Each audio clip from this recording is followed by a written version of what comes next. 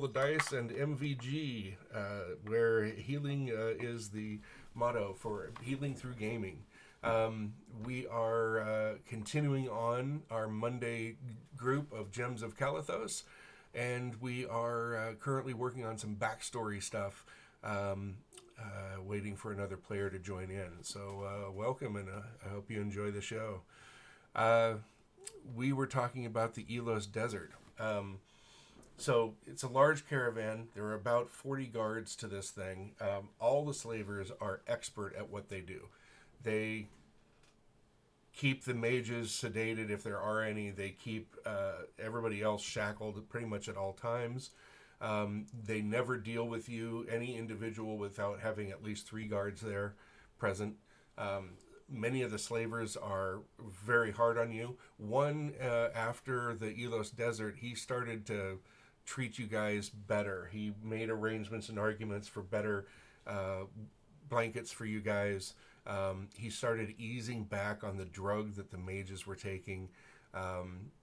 You were slipped a little bit better food and a little bit more often.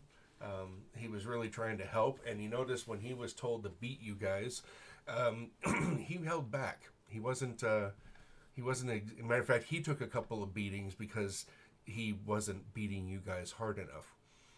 So it was a brutal time through the plains of k2h as you're moving down closer to Norgra Krangrel. And Norgra Krangrel is a hobgoblin kingdom. Hobgoblins are very noble. They're aggressive, but they value honor and valor. Think of them as the Klingons of the world, so to speak.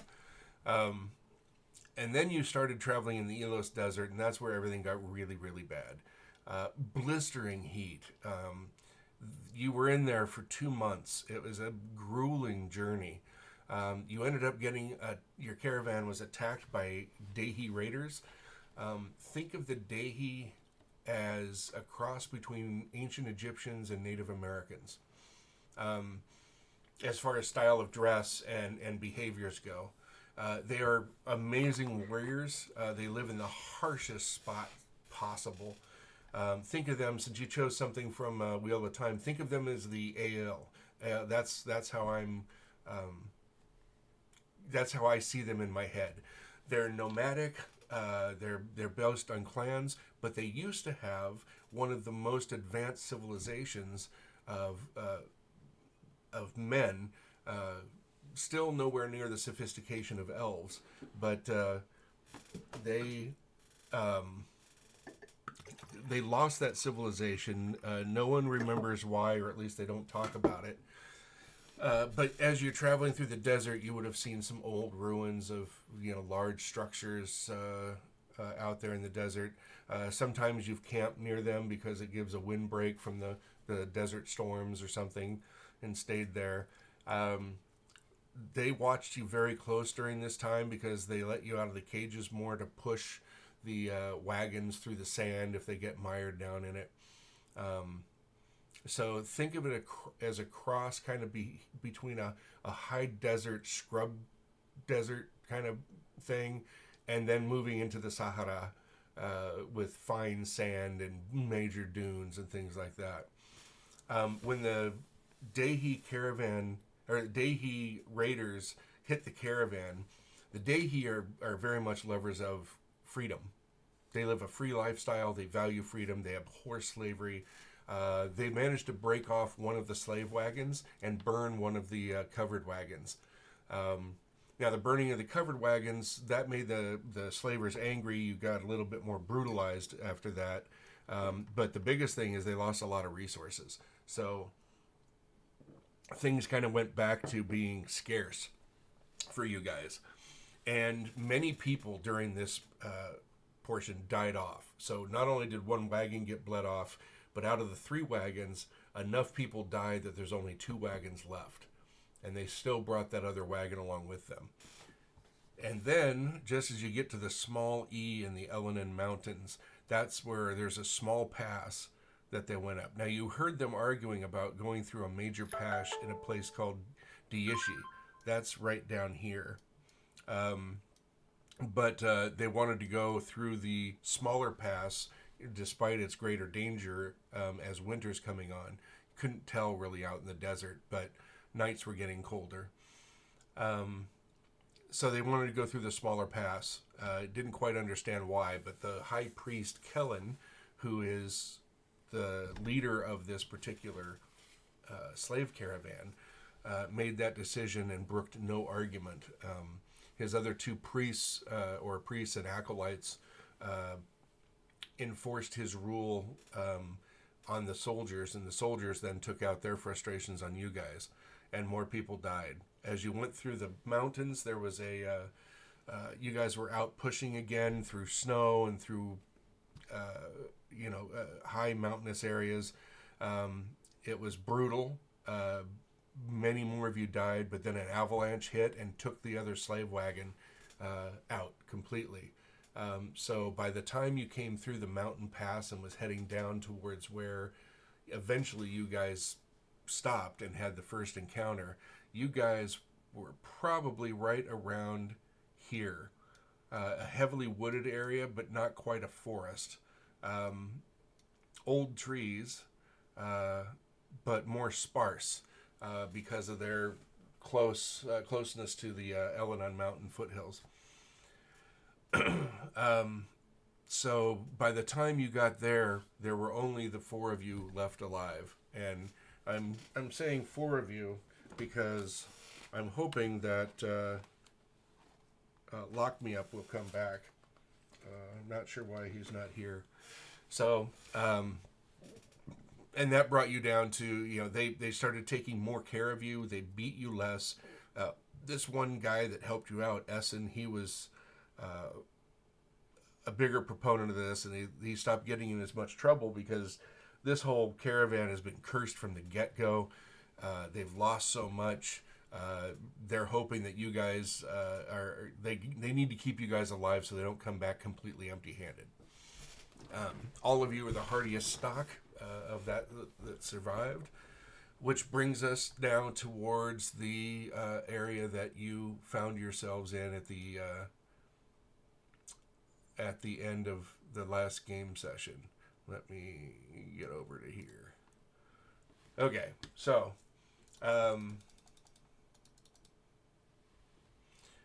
there you are. Zach Eldon Talon Essen was the name of the guard that helped you. Who do we not have? We've got Roxian. Where's Roxian?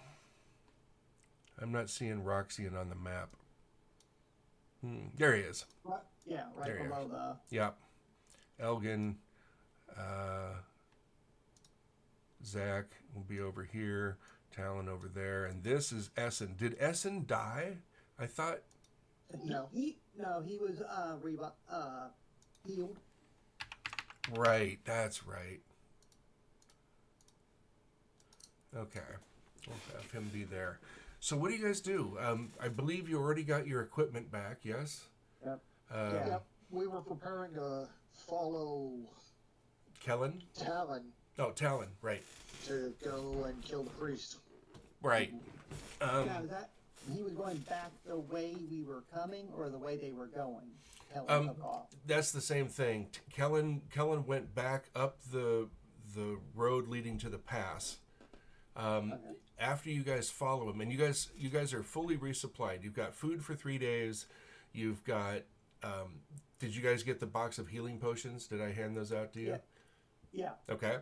And you found out that that oddity inside the wagon. Do you remember what that was? Or another even more evil god. It was like an altar towards another. Yeah, another god. Yeah, not necessarily more evil, but definitely more violent. Yeah, and so how is there a cleric serving two gods? That's the big question. As you guys travel, and again, this is all in the deep of night. It's eerie because there's enough burning going on to your northeast that it puts a little ambient red light at the edge whenever you guys are in a clear area where the trees aren't quite so thick. And the ranger, Roxian, finds where the Kellen and the rest of his people, there were 5 guards with him, turned off into the woods. It was pretty obvious. What should we do about your errant companion? I'm going to let you guys decide rather than me make up something. Is he coming with you? And kind of like, floating like a balloon behind you, doing nothing? He's riding on his horse, yeah. He's riding on his horse. Now, you've got pack horses, correct? All I know is we remember is Whatever. Talon had gathered up horses from the camp. So the only horses that remained that didn't run off were the Drummond horses, the draft horses that pulled the wagons. So there are no saddles for them. So you're riding bareback. Talon did find bridles for them, so at least you can control them. Those of you who have never ridden before, which is probably both of you, it's an uncomfortable ride, right? You're riding bareback on a really broad horse, so you are really stretching your thighs out. And in your weakened condition from being in those cages for the last 4 months, it's a trial just to ride on the horses. So you kind of... I probably would have looked at him and said, can we, just knock that altar thing off that wagon and use the wagon and ride the wagon? We burned the wagon, remember? Yeah, we burned it. you guys lit that sucker up. Yep.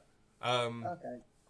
So yeah, you travel off into the woods at that point, and after about another... With the cages? What was that? I say the wagon with the cages we were in? Well, you could have burned those too if you wanted to, just out of vengeance, spite. Well, instead of trying to ride a horse this big, even though I'm a half elf, I'm short and small. Right. So I'm looking at that big giant horse going, how in the hell am I supposed to ride that? Well, you could also load them with supplies, which is probably easier, and lead them. Right. You're traveling at night through a forest that is slowly catching fire. Because of that fireball that came in through the sky, the heat of it kind of ignited the tips of some of the trees.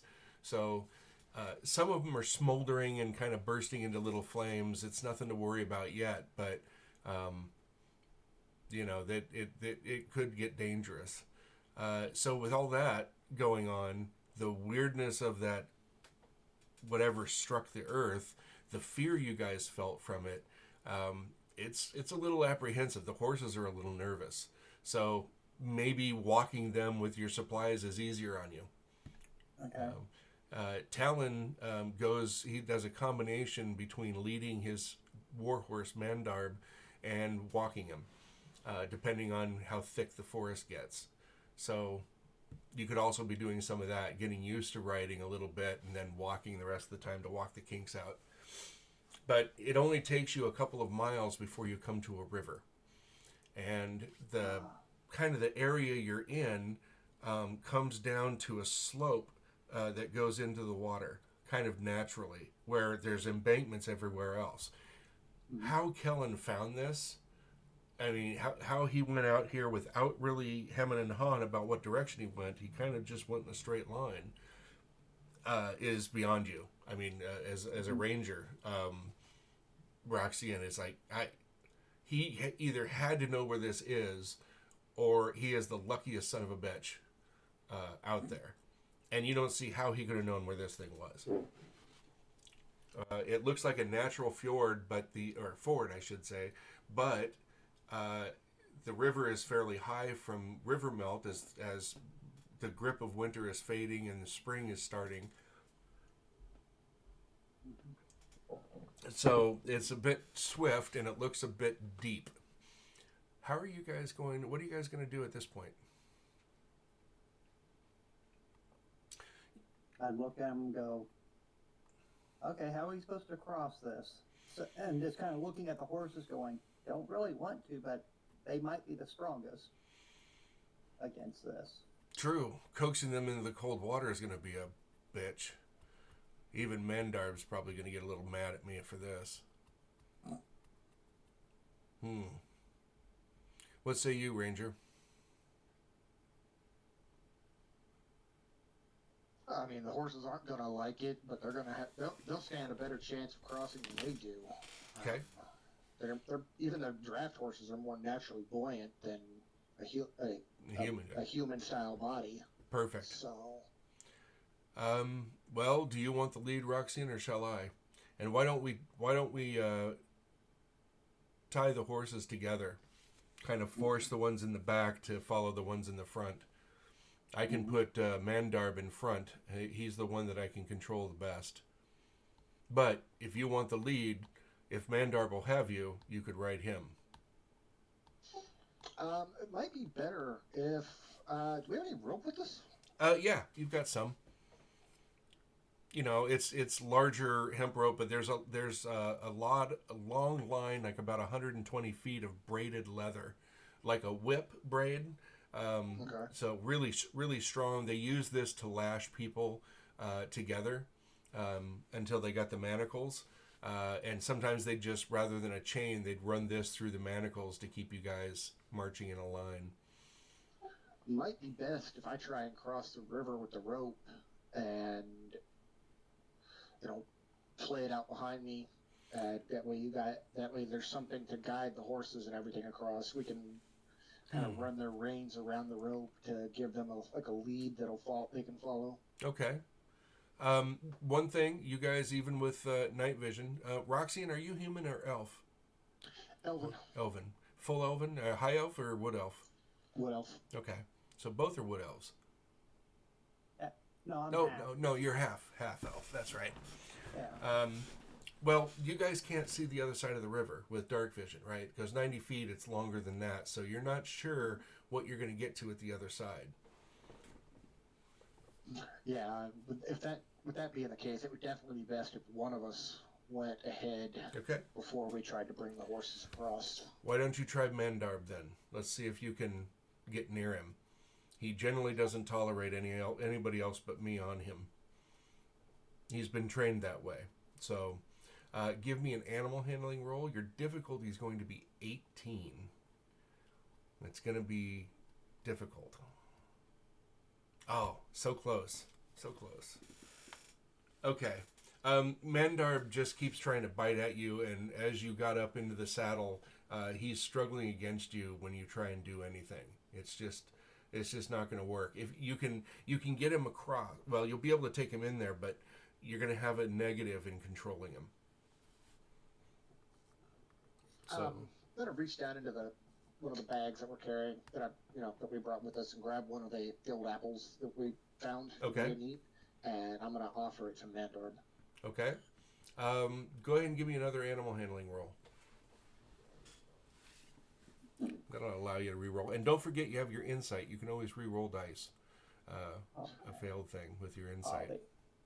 Insight or inspiration? Oh, sorry, inspiration is what I meant. Yeah, let's go ahead and use that inspiration. Okay.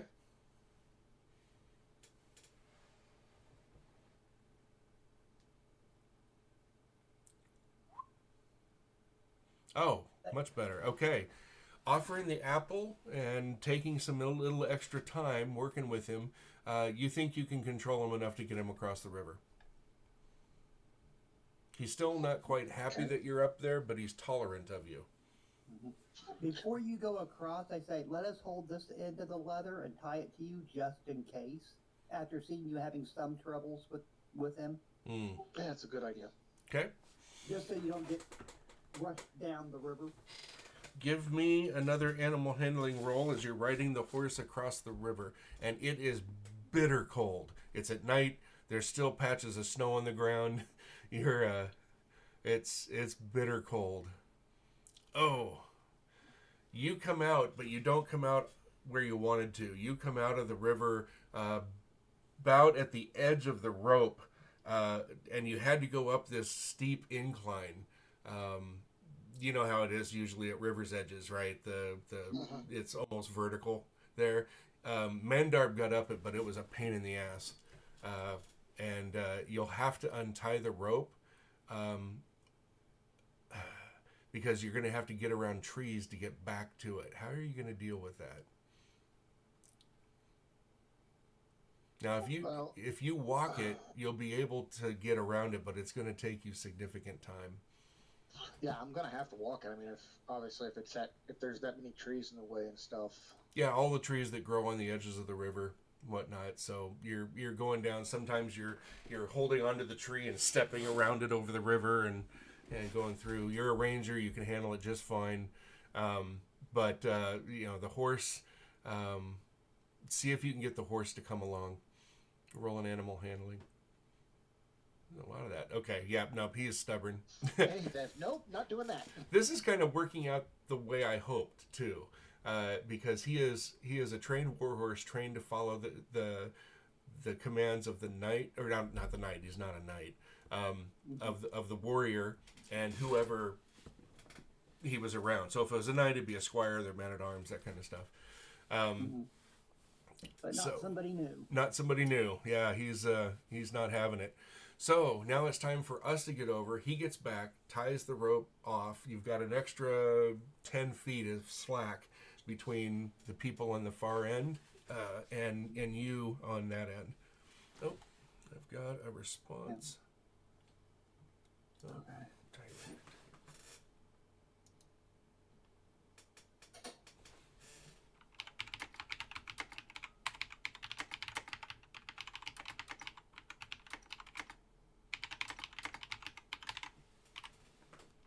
Tyrant wanting some information from me for March.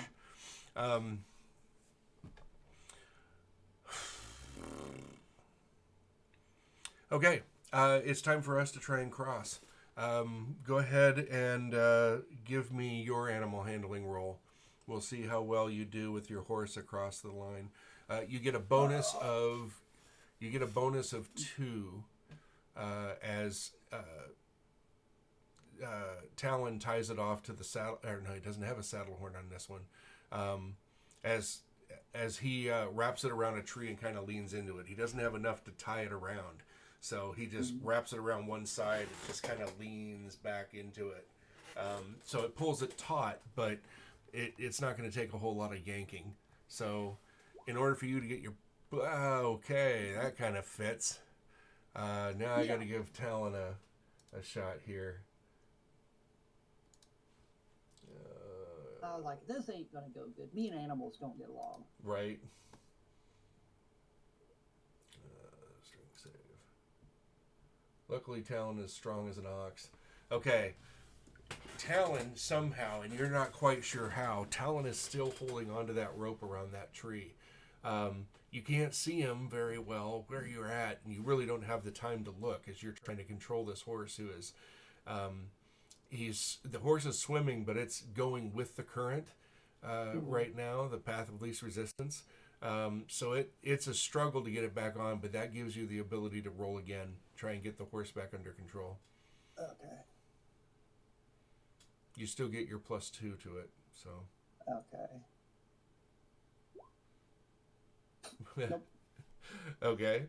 Am I close enough to see the other side now? Yes. Because I'm fighting so much with it, can I use my athletics and just try to jump from him to the shore? Sure. Well, not that close. You're about 50 feet, so you can see the other end. You're in the middle of the river, the deepest part. But yes, you can use your athletics to get off the horse and swim. Yeah, I'm going to try to jump, dive away from him and get as close as I can. Okay. Go ahead. Okay.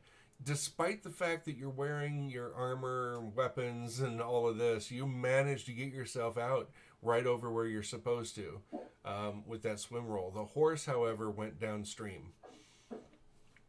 Okay. And it got lost in the darkness. Then it's Talon's turn. Talon does not get the benefit of the +2. He kind of just... He takes the rope, slants it down, kind of stretches himself after trying to hold that line. And then he just kind of moves the rope up and down as trying to signal that you guys can take it. And then the slack, there's just a lot of slack in the line. So you take that back. and he's going to try and get over to the other side. If he holds onto the rope, we can pull him across. Oh, that's true. All right, so I'll give him the +2. Talon comes across just fine. And then he whistles for Mandarb, and it takes about 3 or 4 minutes, but finally the horse comes trotting up through. But you lost one of the pack horses. Oh, well. Well, let's see. Probably better walking anyway. Yeah, but let's see about what supplies it had. So roll a percentile. Do you want, Roxanne will have you set the tone. Do you want high or low? Low. Okay, so roll 50 or less, and it was not the food. Okay. Okay, it was not the food. So you did not lose anything but a couple of tents and some extra equipment that you had, piled on there. Okay. Of course. So as you travel on the other side, you take a break. You can tell they took a break there. They had actually started a fire, and the ranger, you can kind of tell they stood there for about maybe an hour and a half while they tried to get a little warmth back in them from the crossing. And then you guys travel on, and it's another 2 or 3 miles before you start seeing that brighter red glow, but then something really eerie, a pulsating green glow. That kind of beat, a slow beating pulse of light. What do you guys do at this point? Well, that's obviously not normal for this area, Yeah, never heard of such a natural thing. That happens in the forest. Right. I'm going to suggest to Talon that we at least tether the remaining pack horses here, and put if he can get Mandarb to stay on a loose line, leave Mandarb here so that we can approach and see what's going on foot. He'll keep the mare here too, so no worries there. He ties him off. Take 25 experience points. You are the first person in 8 campaigns to actually take the time to tie the horses up before you went any farther.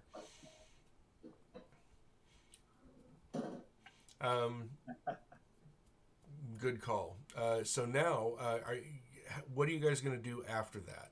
You've got the horses taken care of. Not a big deal there. Talon, he takes his spear, and he takes a heavy crossbow off of Mandarb, and a quiver of quarrels that he slings across his back. And then he takes his spear. You see he's got an axe on one side of him and a morning star on the other. He's really, he's overly armed. You can tell. He's not struggling with the weight, but he does struggle with the encumbrance a bit. Yeah.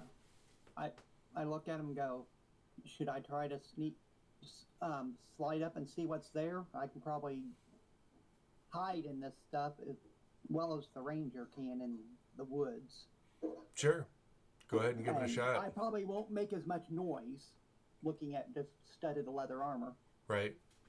Yeah, what kind of armor are you wearing, Roxanne? Chainmail. Okay. Yeah, chainmail actually doesn't make a whole lot of noise either. Chain and plate does, but chainmail itself is actually pretty quiet. It's easy to sneak around in. I disagree with D&D's disadvantage on that. I've worn chainmail a lot in my life with the historical recreation I did. Yeah, and if it's made right, it fits snugly over whatever padding you're wearing. Yep. So, yeah. Yep. It actually makes a lot less noise than my leather armor did, because the leather armor creaks and scrapes and does stuff like that. Anyway, so you sneak on up there. Give me a stealth roll. Okay.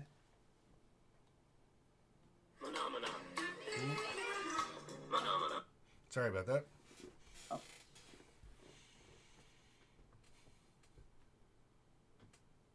Okay, not too bad.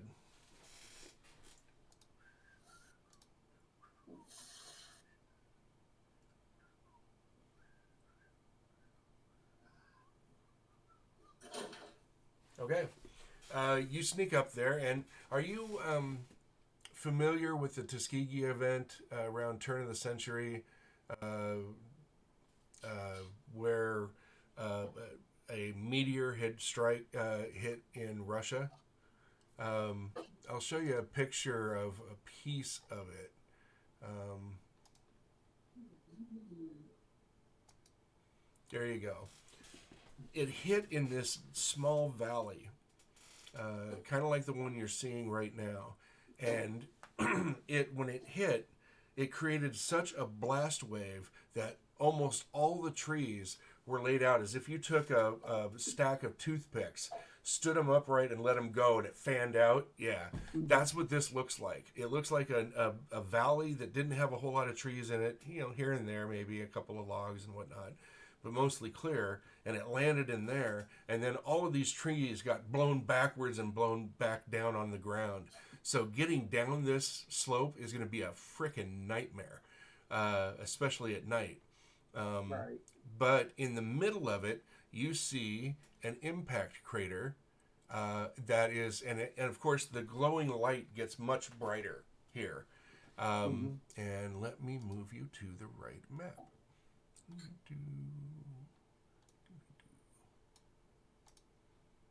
And I'm sorry that the two maps don't blend in well together. I didn't really have the capability of changing that much. Mm-hmm. Let me get him out of there. And let me get him out of there.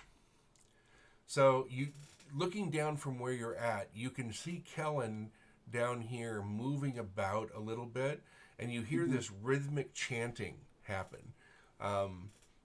So you know something's happening down in that crater, and from the inside of the crater is where this light is pulsing, this bright, sickly green color, and from all these other little chunks of crystals here, there's a steady green color coming from them, kind of like kryptonite is displayed in the Superman movies, right? Kind of a glowing green. And you also see the 5 soldiers or 5 guards down here. 2 right next to the this deep furrow that was dug into the earth by the impact crater, or to the impact, and then the rest are kind of wandering, meandering out here, slapping themselves a little bit to fight the night's chill, despite the fact that now the actual tips of trees are on fire. There's a wind blowing in from the north, and that's fanning the flames a little bit. So the fire is getting brighter to the south, but it's still just the tops of the trees. It's not even 3/4 of the way down. I mean, not even 3/4 of the way up. The fire starts above that. So what do you do now? But I see these 5 further away, and he's up in here doing his own thing. Yeah, he's up there doing his own thing. And this is about where I would have got. Where would I've gotten to with sneaking up and trying to look in? Oh, at the very top of the trees, where the trees are fanned out. You didn't go down any lower than that, so. No. Okay. Oh no. I'm saying. So am I closer to the 5 fighters and stuff, or? Let's just say that you're up above. I've got your characters down here on the this side. So you're up above that by about, I don't know, a couple 100 feet of fallen trees between you and that spot where you're on the map. Okay. So where you're on the map is where you're going to come down to through the trees when you eventually get there. Okay. I'll go back to them and tell them what I saw. Okay. And explain that it looks like something crashed in there and made a hole, and the trees are all laying down. But he is up into the glowing green area where all the rest of the party is down, just roaming around, and suggest we come in about here and take out these 5 first before we take it. Maybe we can take them out without him knowing what's going on. What say you, Roxanne? I say whatever that is in that crater, we can't let Kellen have it. So we're going to have to stop whatever's going on here. And, if we can get these 5 guards out of the way first to make our approach easier, then I'm all for it. Mm-hmm. Okay. Yeah, that has to be what that figure in the green mist was telling you, that you guys described to me. You said, go and retrieve something. This has to be it. Question: is this green the same color green as that mist was? No, that mist was kind of a dark, like a Okay. forest green vapor Okay. that came out in. Talon looks over and says, I can move around to the far edge on the eastern side, and when I get down there, I can try and take one of them out with my crossbow, which should alert them, but they should be facing east instead of west. That would give you a time. Maybe only have to deal with one guard instead of the others for a little bit. Cause a distraction. Okay. Does that work for you, Roxanne? Yeah. Okay. So now go ahead and give me a couple of climb rolls, athletic rolls. There's really no advantage to being a ranger here. It's just going to be tricky to get down there without breaking an ankle.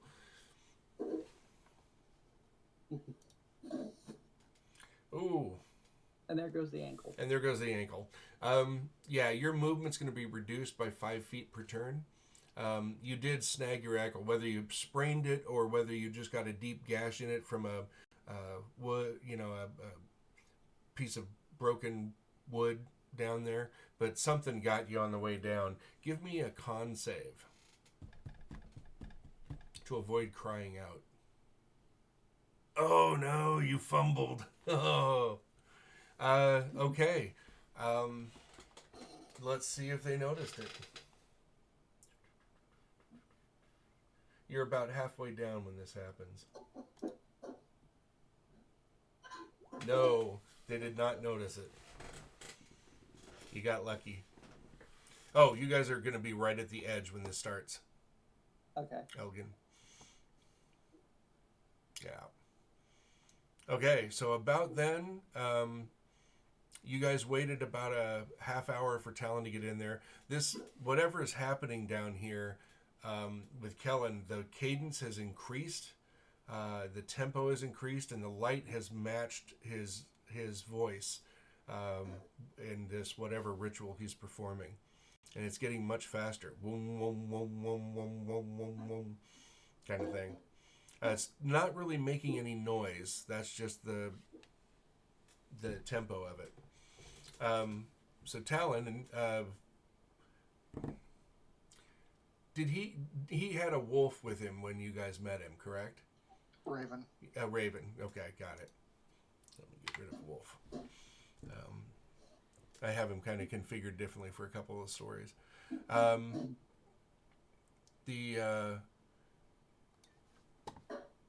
Well, anyway, we're there. He shoots his crossbow with advantage. Okay, well, it's a good thing it was with advantage anyway. The first shot hits and does a total of 6. Let's see, he is going to have come up to this bush and fired at this one. This one takes 6 points of damage. Which one? And cries out. This one right over here. He's outside of your vision. I mean, it's not dark vision. There's enough light down here that you can see. It's dim light, but you can still see. And you can tell that one there is the one that cries out. Okay. So waiting for a second for them to react to it. So you basically skip like 2 rounds, and they start reacting to it and come in this direction. What's going on? You go check it out. Yeah, all right. What happened? I've been shot. Blah blah blah. All right. So go ahead. Now you guys take your surprise turn. And as they were moving, I would have tried to stay within my. Okay. Sure. Give me a stealth check. 3 foot or whatever it is. Yep. For a light crossbow. Yep. Give me a stealth roll. Roxanne, are you moving up too? With my longbow, I've got quite a bit of range. So Okay, let's see how far you are. You're over the, what, is it 100 feet or is it 120 feet where you start getting penalties? I'm not sure in 5. Yeah, I'm not sure either. In the notes for the weapon, it should say like range 80, 320, which is what my light crossbow. Oh, yeah, it'll say right on your character sheet. There it is.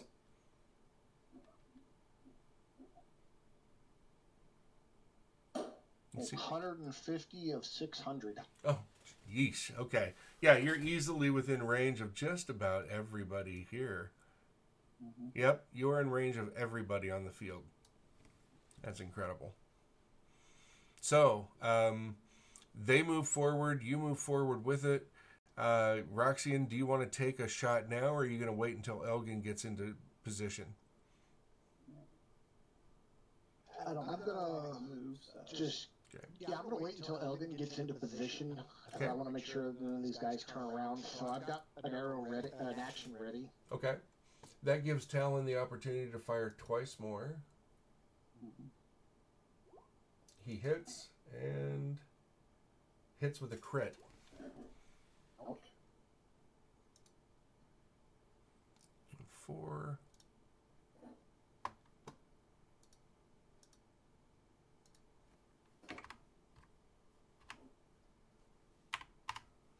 Oops.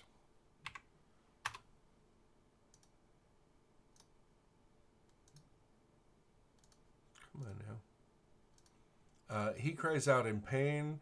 Then this one here gets shot with a critical.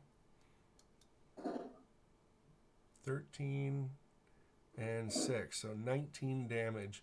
And this guy gets taken out just in one shot. Blam. So this guy moves off this direction, screaming in pain. I've been shot. We got to get this guy. Somebody get him off me. This other guy comes running up, takes an arrow right to the throat, and collapses, gasping for breath, or trying to get some breath into his throat. Spray of blood coming out of his mouth, and he just kind of staggers to his knees and falls. And then we give you guys your surprise roll. Okay. I'll attack Archer closest to me with my crossbow. Do I get advantage on it with him looking toward, trying to figure out where the arrows are coming from? You sure do. Okay. 23? That hits. Nice shot. I don't think I get the sneak attack points, so. Oh, sure you do. Oh, okay. You're firing with advantage. Yeah. So go ahead. Yep. Let's see. Yeah, it makes it 9. It automatically adds it. Okay. It automatically adds your sneak attack damage? Oh, it certainly does. Nice. All right. He takes a hit. They're on both sides. I've been hit.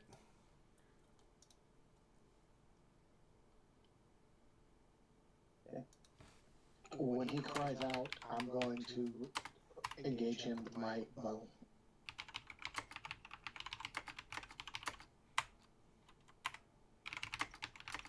Okay, go ahead and roll.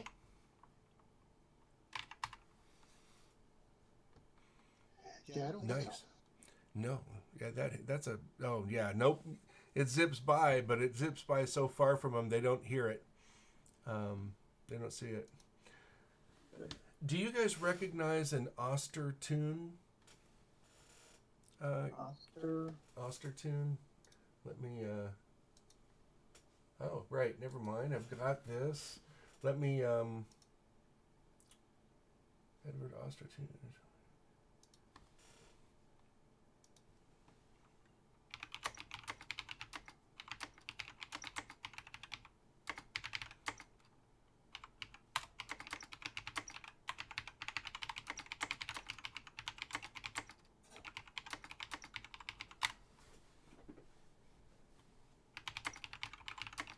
Sorry for taking time out of this for this, but it's one of my paying customers through Start Playing. If anybody needs a bio break, now's probably a good time. This is only going to take me a moment or two. All right, no problem. Make me some more coffee. Oh, man, I'm jealous.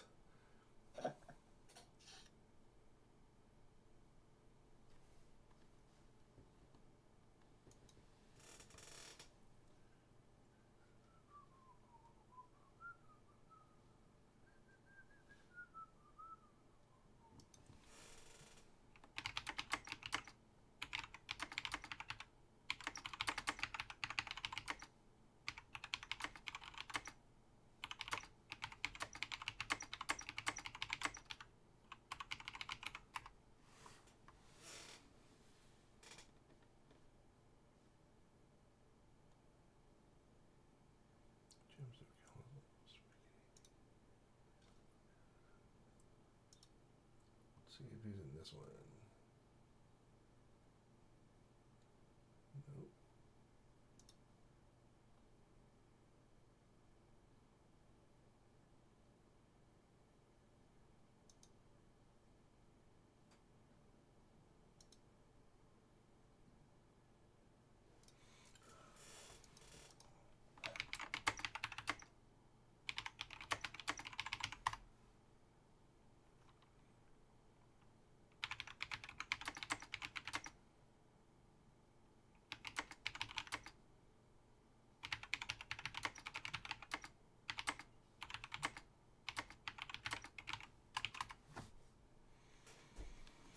Okay.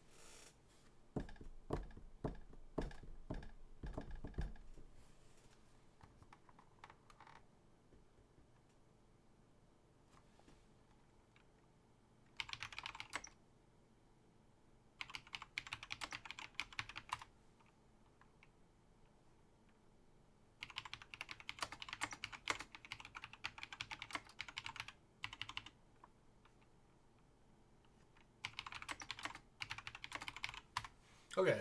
Are we all set? I'll go back and grab my coffee in a minute, but I can leave my headset Okay. on then. Okay, no problem. Yeah, this guy's not starting in this game, so we are good. Okay, but what happened here? I lost the feed. Give me a moment here to Oh. figure out where we went. There we go. All right. Sorry to you guys out there for the delay in game, but we're back now. And Roxanne had just missed with an arrow in the dark. Now we go on to the shot clock. Oh, you fire at advantage, so go ahead and give it another shot, Roxanne. Because you're in stealth. Okay, that one hits. 5 points. So at the same time, the crossbow hits and the longbow hits. Both cry out in pain. One guy drops, gurgling to his death. Another one starts running away. These two guards start chatting or saying between each other, "God, they're all over the place." And then one sees Elgin over here. He spots you after getting shot. He says, "I'm going after this one."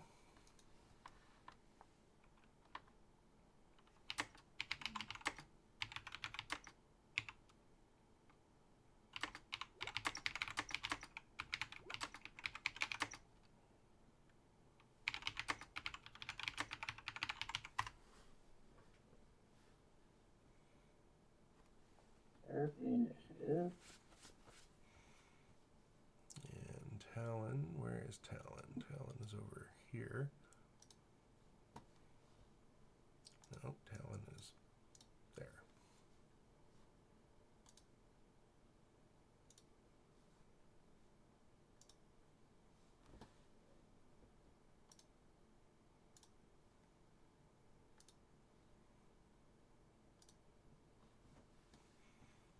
Okay, and the guards. You guys have been extremely effective with these guards, I must say. Guards.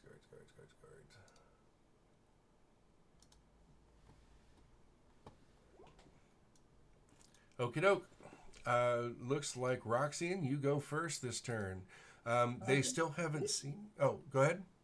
Did he hit the same one we hit, or a different? I hit, or a different one? No, he hit a different one. You hit this one Okay. up here. He hit the one down here.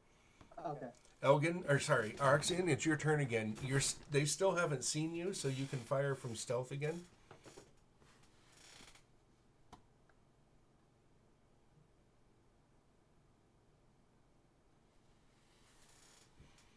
Okay, you miss on that one. So go ahead and roll again for your advantage.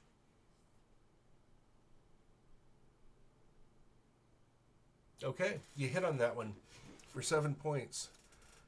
That one there drops to the ground with a shaft right through his forehead, and he just falls just straight as a board. Bam! Straight over. Talon goes next. Talon drops his crossbow, and he runs in with a spear and shield.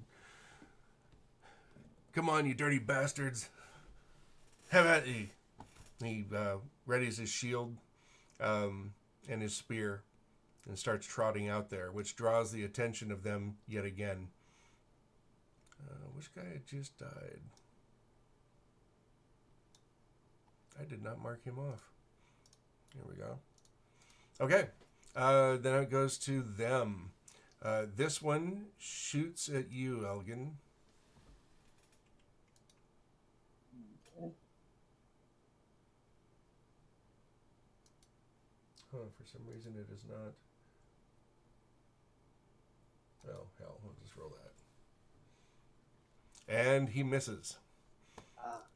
This one moves down, and since you're the only one... Oh, no, he moves down towards Talon and fires. And misses. These poor guys. I need to roll one more initiative. Yeah, don't forget about the runaway either. Yeah, that's true. He continued running. So... He's like, I'm done. Right? I don't get paid enough for this.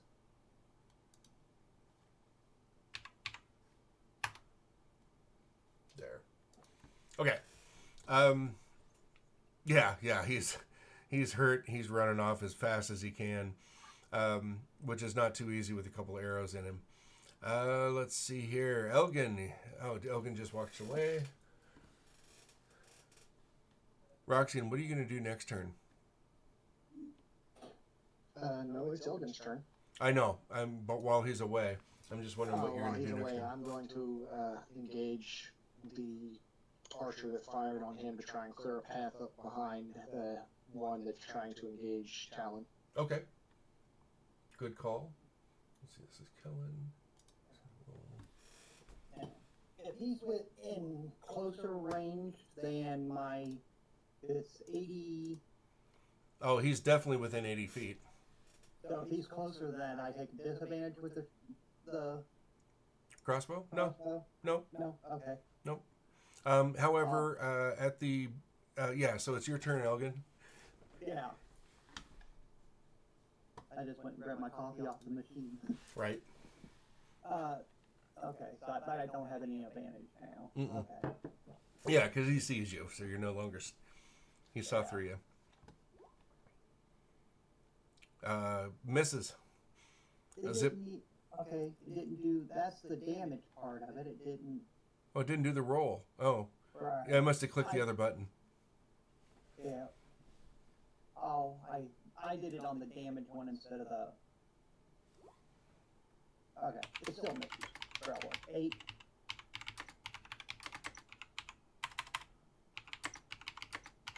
Okay. So, going back up to the top, you hear the chanting stop. There's a loud, resounding, crystalline crack sound.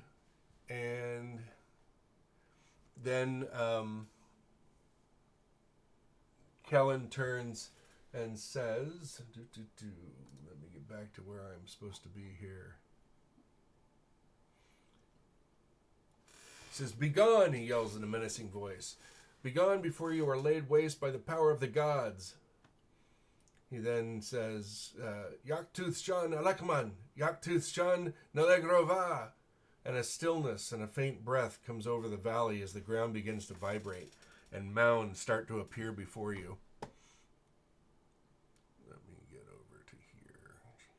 Cover.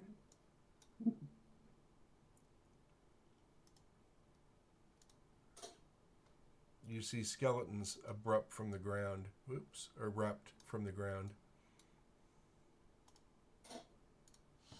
And now I have to do a bio real quick. Pardon me. Just a moment. Just a moment.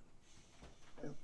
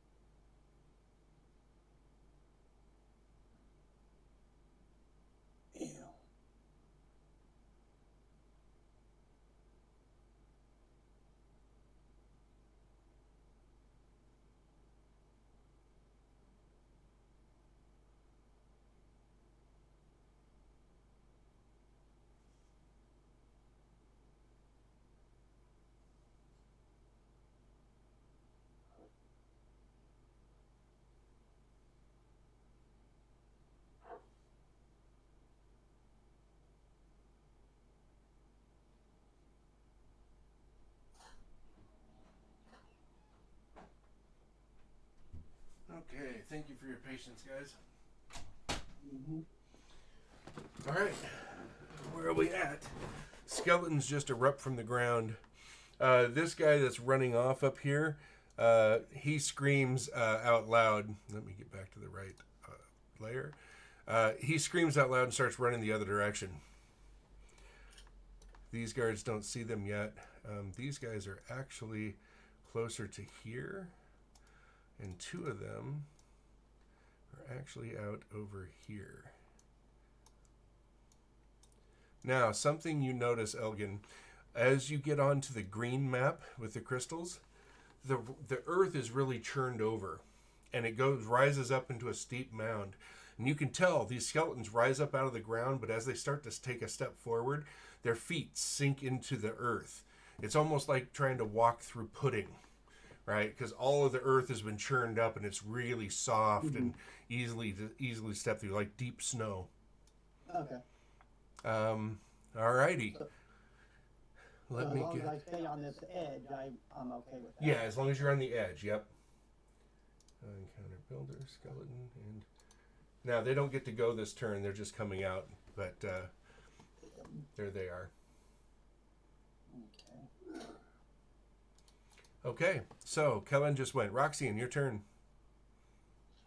Can I see Cullinan from my vantage point? No, Kellenen is down a deep furrow. He's probably 10 feet down from the edge of this spot right here. And this spot's probably about a foot or two drop into this trough. Okay. Then I'll continue on with what I had hit earlier, and I'll engage that other archer. Okay. Do you have range on that? Oh, yeah, you do. Easy. Easily. Oh. However, you get advantage on this one again because he is not aware of your presence. Oh, that one hit. 9 points. Good grief. You guys are hitting like rocks. Bam! He takes a hit again, and now he's absolutely confused because this time he got hit with a shaft from the side instead of from what Talon was doing, charging forward. What goes next? Talon goes next. Talon screams a battle cry and starts to charge forward. He gets to go 60 feet. Oh, look at that. Right up to him.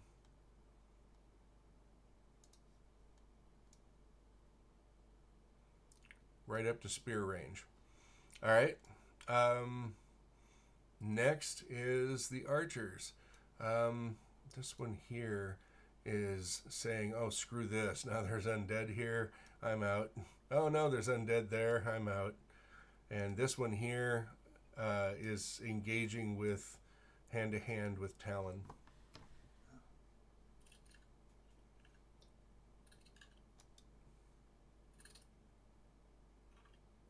12, a 15. Does that hit Talon?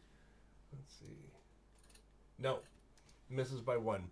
So you hear this clang of weapon on armor and sword as Talon fights off the last remaining guard there. Archers are done. Elgin. Okay.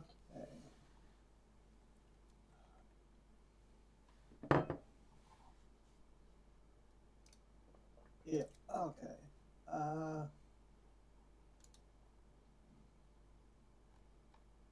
I don't want to get into all that area. I'll take a shot at this skeleton. Okay. Go for it. Nope. Right through this Right. rib cage. Yep. Right through the rib cage.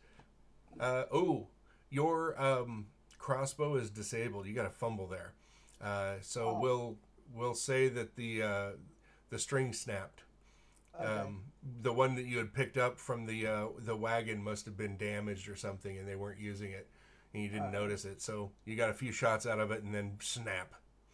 Yeah. Then the skellies go. Dunk. They're having a hard time moving through this stuff. This one, however, comes over and engages Talon. And when it comes up, the other guard is screaming. He's not too happy about that. Oops. Okay, well, he hit Talon for 5 points.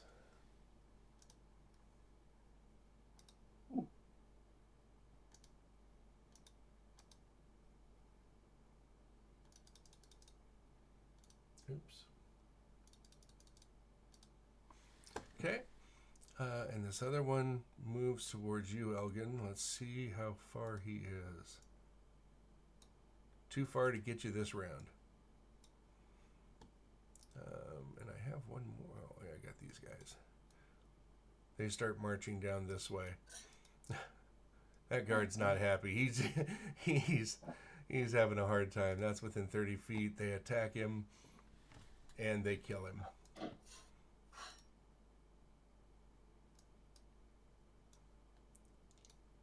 Screams a blood-curdling death cry that is filled with terror as well as pain.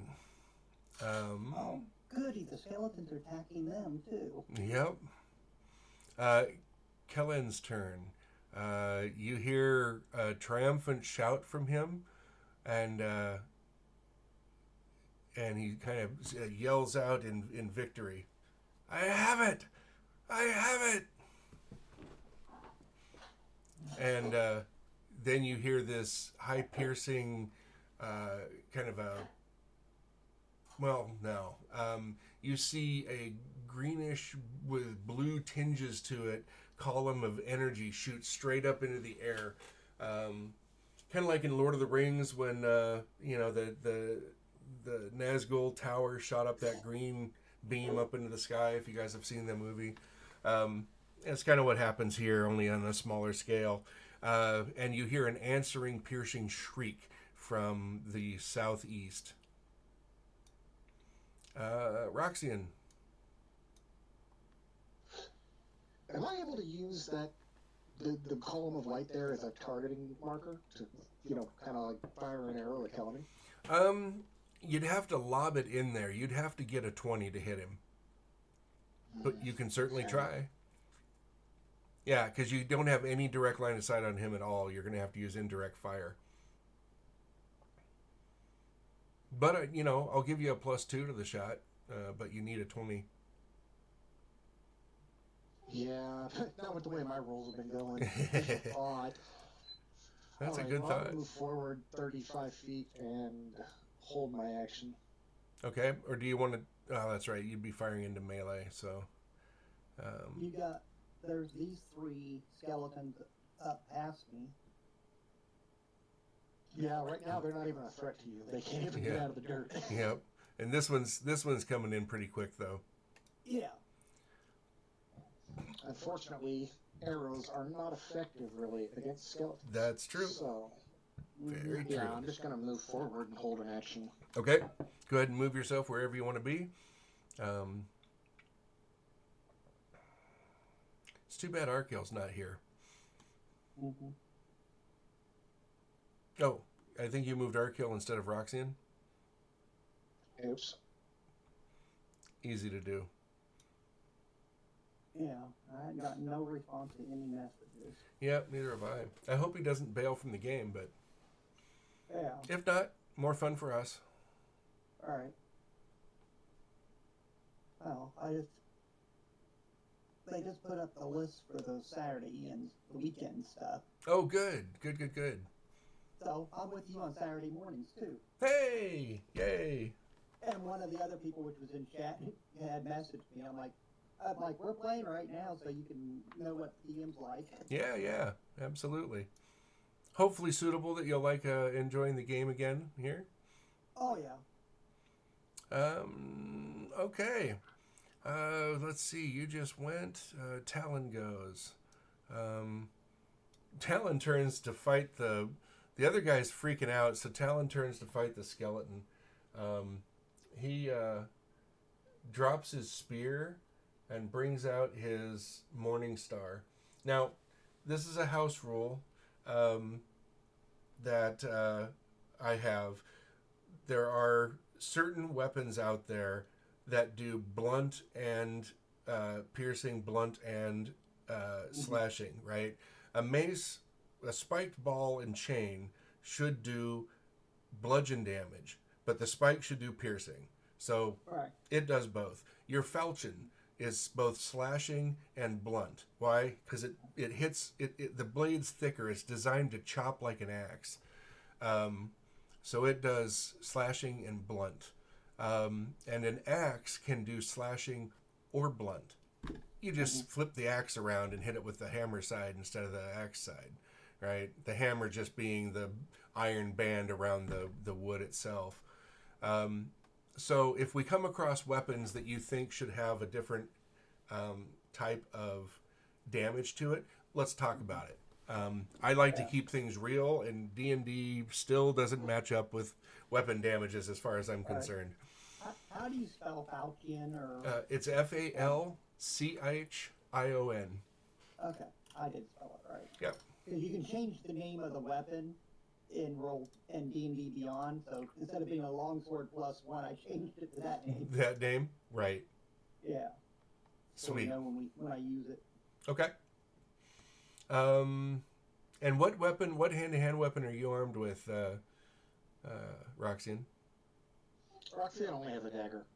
Okay. Now, you had a wide variety of other weapons to choose from the slaver weapons. He's not very... His hand-to-hand is either throwing fists or using a dagger. Using He's a not dagger? very skilled with swords or anything. Okay, cool. Good to know. The hunter. Talon swings with the Morning Star. No, that's a hit. And does 7 damage.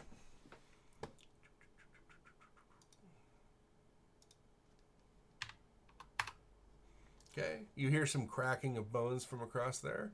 Who goes next? The archer. He runs. He just disengages and runs 60. He's completely freaked out. So the archers are done. Elgin, your turn. I'm gonna step up to the skeleton Mm-hmm. and kind of drop my crossbow to my side and pull out the falchion. Okay, you can still attack with it. Yep. If you just drop the crossbow and draw it, yeah, you can still take your action and bonus action. Okay, a 10. Okay, you miss. It glances off its shield. Okay. And then the skellies go. The skelly attacks back at you.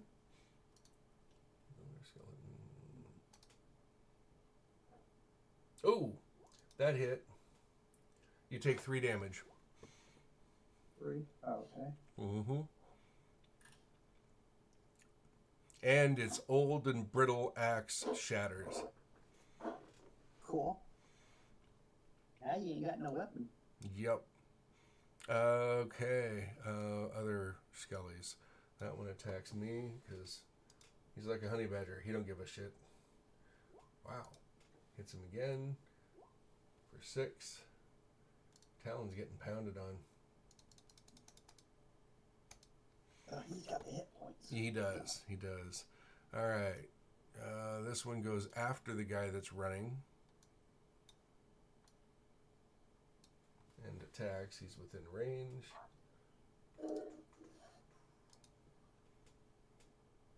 Oh.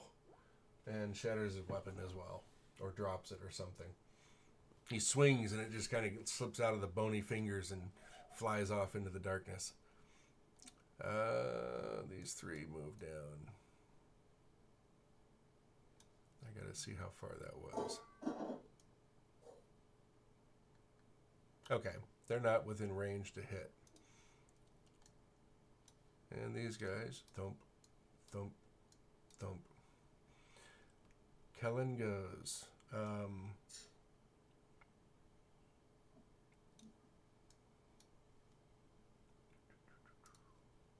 Give me just a moment here.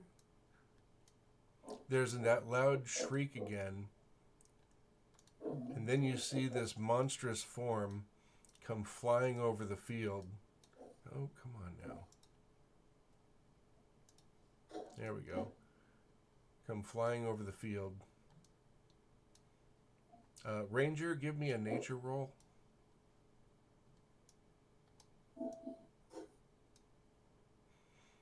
It comes flying over and then starts, it rears up in the sky and starts flapping, slowing itself down, and lands down in the crater with a piercing shriek. Yeah, it's good enough. You recognize it as it's not a dragon, so therefore it almost has to be a wyvern.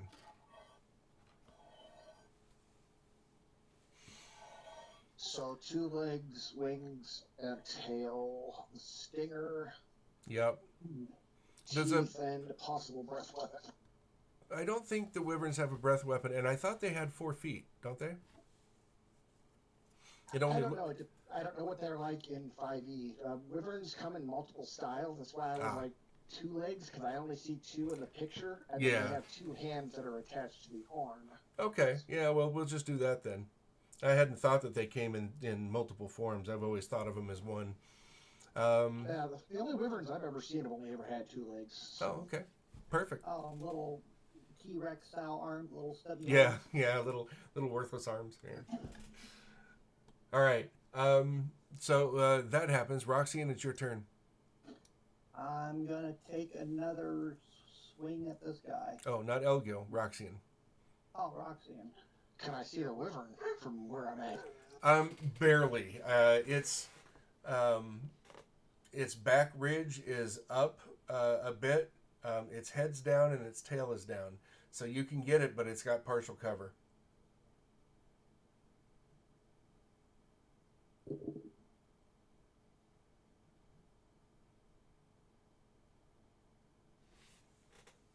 All right, well, I'll just keep my attack and I'll move forward then. Okay. Go ahead and move to wherever you want to move to. Okay.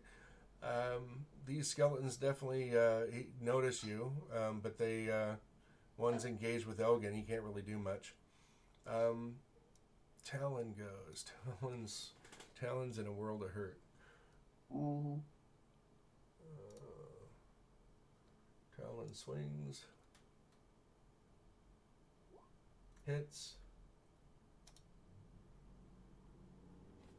Does 7 damage.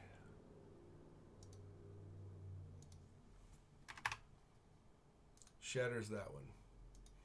He's going to take second wind. Or not second wind. He's going to take action surge and attack again. Mm-hmm. Come on, get a critical. Or just miss completely. He'll use his inspiration. Roll again. I believe that's a miss as well. No, that one hit. So Talon does damage again. Come on, max out. Nope. Wow, Talon's either hitting for 7 or 5. 7 or 5? No, I don't this one. Okay. Talon's done. The archers continue to run, but he gets cut down. All right, so he's dead. That guy's long gone. All right, archers are out. Elgin, what are you going to do? Take another swing at this guy. Okay.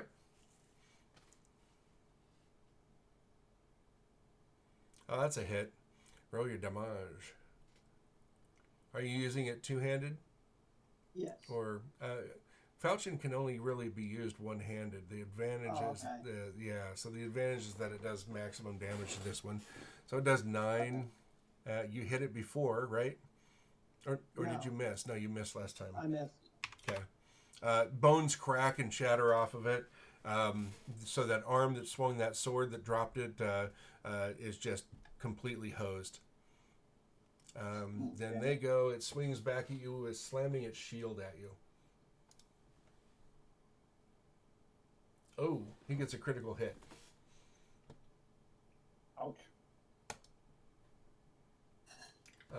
6 and 1, 2, 3.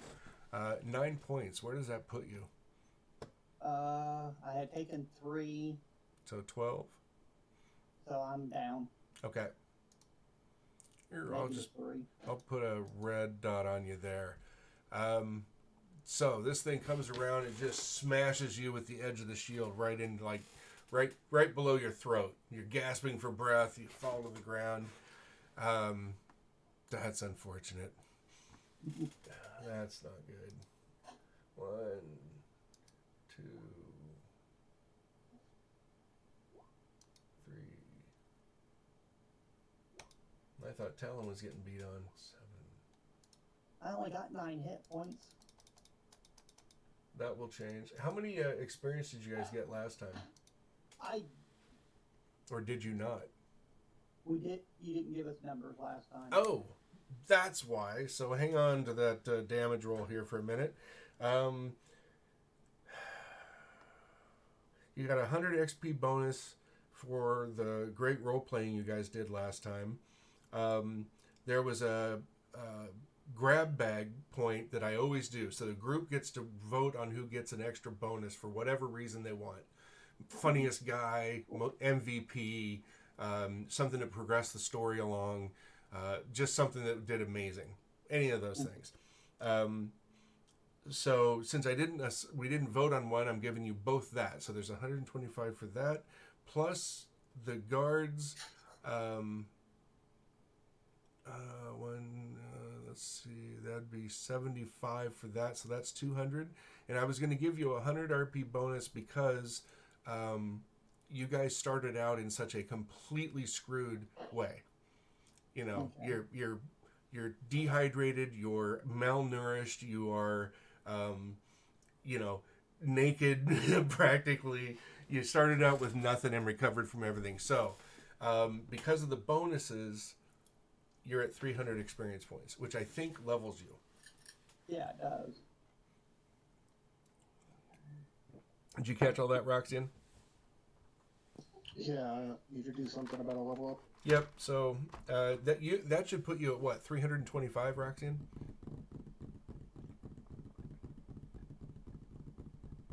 If we receive 300 and I just pulled 25 for good role play, then yes. Okay. So you're at 325. Got it. So go ahead and level up your characters. That's going to change considerably what you guys do here. Sorry about that. We must have gone over. That's right. We went over, and I was pushing up next to my next game, so I was going to do it at the beginning of this one and forgot. Yeah, I don't know how to level a character up in D&D Beyond. Okay. It's not too bad. You've got your character sheet in front of you, yeah? Looking at your name right under that where it has a experience bar going left to right, click on that bar. So, did you learn how to put in the experience down there under manage experience?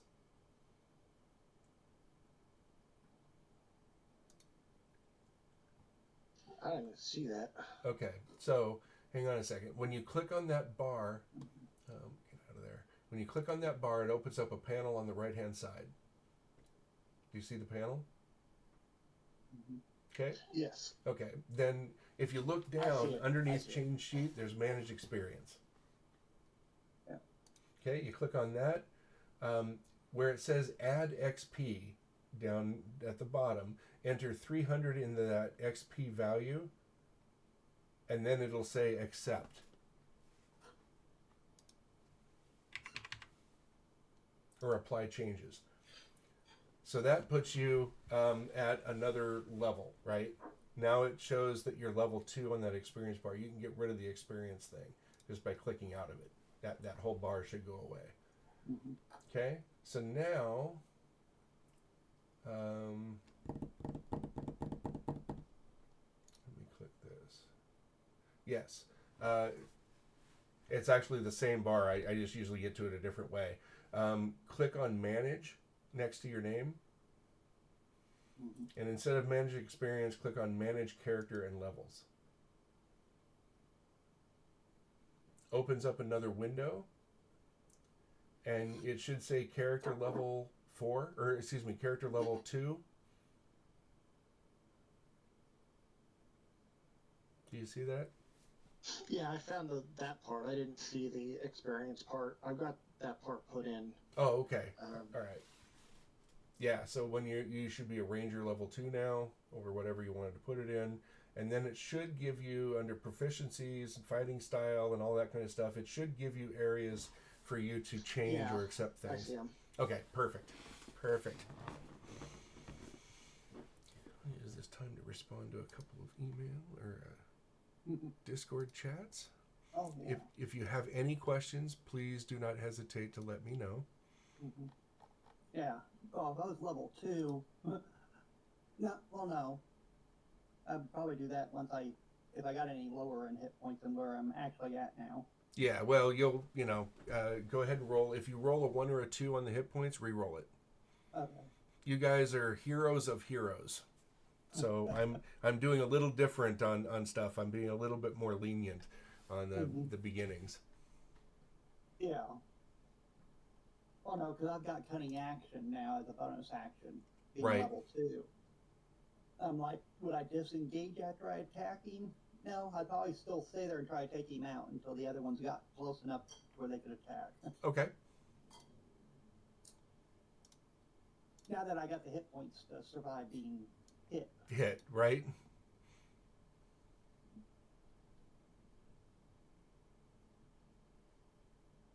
I've got one of the guys from the other the Saturday game has got 5 Discord chats to me so far.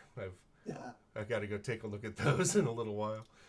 And I've got this guy from Norway that's joining in on my noon game. So I've got to help him with session 0 before it starts. So no rest for the weary. Oh, yeah. So are you guys all leveled up? Did that finish out okay? Or do you still have some work to do? No. It worked. Okay. And Roxanne, you're all caught up?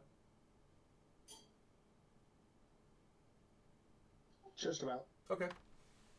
Yeah, I'm so used to playing Milestone, I forget how to do the... Oh, the experience? Yeah. I prefer to get more control over it so I can give bonus experience here and there, and not everybody levels at the same time.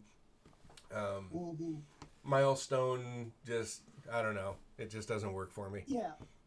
Yeah, it depends on the storyline. Right. Yeah, if you're through a standard dungeon crawl or things like that, you could do milestones. That's fine. Yeah, or if you just, well, like the one I was running, they needed to be at a certain level by the time they got to the end of it. Right. So, and it was an initial starting one. So Sure. I think because somebody else is going to be DMing now, so I think they're changing to XP now that we've got levels. It's nice that you can switch back and forth. That's cool. Mm-hmm. How's our Twitch looking? Everything out there going correct? Yeah. Okay, good. So once Roxanne is done, we're going to move on to the next phase of this. So I kind of want to hit something here. All right. I know we've got like 40 minutes left, 50 minutes, something like that. So the skeletons are approaching. They're getting closer and closer to Elgin. Elgin is madly fighting off this one that just managed to nail him really hard. Roxanne runs up to give cover or to take some action in whatever direction he's needed. Talon is fighting off 3 skeletons on the other side. The battle's getting fierce. It's scary because you guys have never run across the dead before, or the undead. So you've got these horrific skeletons, flesh hanging off of them, you know, a little orange light in their eye sockets, creepy as hell. You've got this strange green, atmosphere around you. The tips of the trees are all on fire now. It's just a surreal place you find yourselves in. Nothing like it in any of your experiences. Probably a little frightening. Talon is frightened. I mean, he's fighting undead. That's creepifying for him. And doesn't matter that he's higher level than you guys and more experienced. He's never come across these. And that's just nasty. So, amidst all that, with another shrieking cry, the wyvern leaps up into the sky, and Kellen is on top of it. And as Kellen turns the wyvern and starts to ride away, he shouts out, "None shall stop the rebirth of Calathos, whose rise will break the world anew," as he flies off into the darkness. As he clears the meadow, or not meadow, the small little valley you find yourselves in, the skeletons collapse into piles of bones and used armor. What do you guys do next? Elgin's down, right? No, not with us being on the level. Oh, okay. He ain't looking good, though. Yeah, I got under half of my hit points. Well, then I will move over to him and I will use healing. What is it that I just got? Hold on. Cure wounds. Oh, nice. Okay. Yeah. Go ahead and roll it. Yeah. 8. 8. Nice. Okay. I'm only down to 1. Is level 2 where you choose a path for the ranger, or is that level 3? Yes. You get your, it allows you to pick your combat style, basically your proficiency. Yeah, what'd you choose? And I went with archery. Okay. There's a surprise. Didn't see that one coming. Talon comes limping over to you guys. His raven comes down and lands on the ground next to him as he comes over, and he just kind of sits down on the ground, starts rummaging through. No, he wouldn't have that with him. He says, "I need to get to Mandar. I need the med supplies." In that stuff we had, we knew there was 8 potions, and we believed they were healing potions, but we didn't know for sure. Correct. And stuff, I pulled, since I had all that stuff put together and stuff, and was carrying it with my stuff, I pull one out and I look at him and go, "You need one of these?" We believe they're healing, is what we figured. Well, if it turns me into a toad, please don't step on me. Okay. Yeah, I'll try anything right now. And you can tell, with the critical hits that came in, he's got a couple of deep gashes. You have one too. Well, not a gash as much. You're cut open around the clavicle area, but it's just deeply bruised through there, and you feel like that clavicle may be broken a little bit. So he takes one, and yes, it does indeed heal him. It heals him 2d4 plus 3. And if you take one, it shall do the same. Okay. I'm Ooh. only down one now, so I should be okay. Yeah. I just put that information into where I put it so we know what they are. Well, I guess I'll add it to my inventory later. Right. So how many, do you have all the healing potions on you? Yeah, I Okay. had that whole little bundle and the little chest, which we were able to open, which had the gold and gold, silver, and copper in it. That's probably left with the horse, because that's awfully heavy. yeah. That's Okay, awfully heavy yeah. to lug around. That's why almost all of Talon's stuff is on the horse. Yeah. Okay. Carrying it. Okay. So you guys tend to your wounds, and after about 10 minutes, all right, you guys are feeling better. It's like, okay, thanks, Roxanne, for the help. Thank you, Elgin, for the potion. We need to start getting out of here, I think. We didn't stop Kellen, but... Should we grab some of these crystals which are still here so we can figure out what that was he came to get? We could. I don't know what they are, but yes, we certainly could grab a couple. Everybody give me a perception test.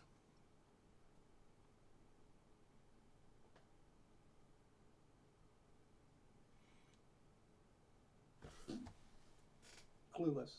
Right, and Talon might be too. Yep, we're all clueless. All of a sudden, you are startled as behind you, about 30 feet away, there is this sudden bright light. And as you turn towards it, you're actually blinded by this for a moment. But the after image has like this column of white had come down. That's what you first initially started to see because it lit up the area with a silvery white light. And as you turned around, it kind of splashed out on the ground and dissipated. And as your eyes clear, right, you're rubbing your eyes. It's like, oh hell, what now? Trying to get your eyesight back amidst the sparkles and fading in of your vision. You see this hovering above you. He's about 15 feet off the ground and about 30 feet away. And instead of, he has a sword in his right hand, and in his left is draped a golden chain with a silver amulet that's about this big around.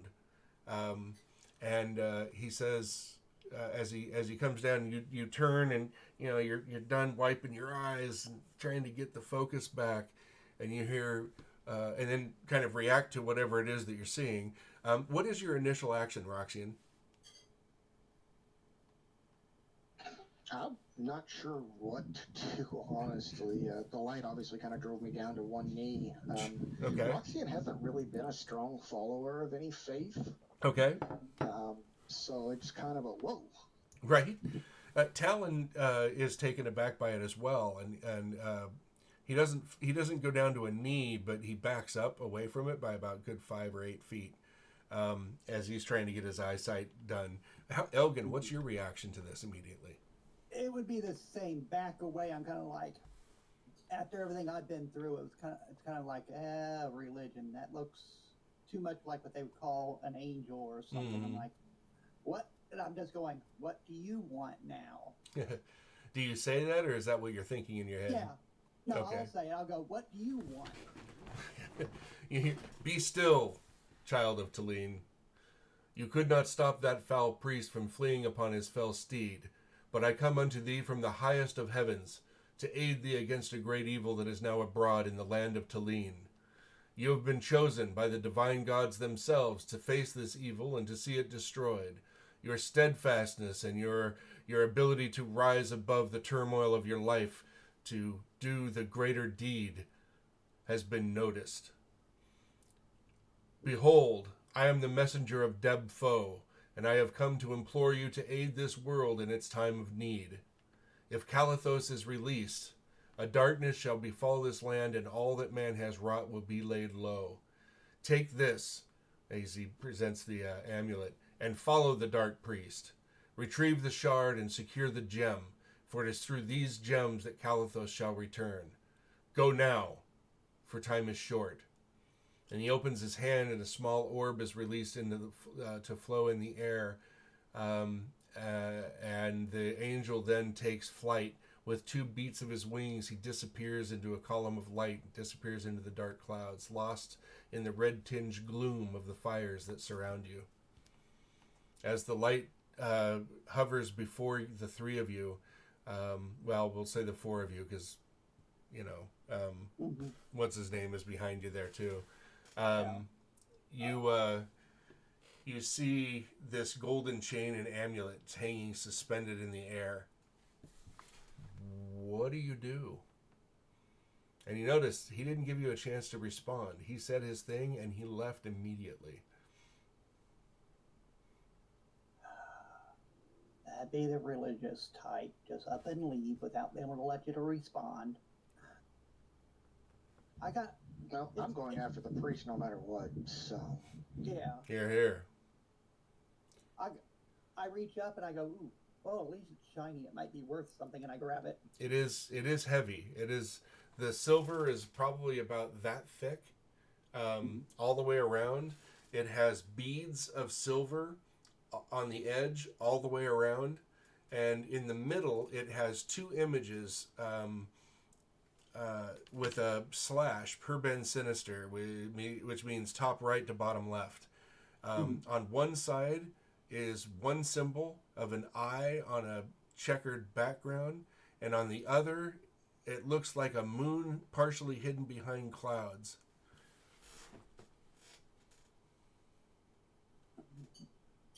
I'll look at it and go, do we know anything? Does anybody do? I'll ask you and the players. Anybody know anything of this Deb Foe?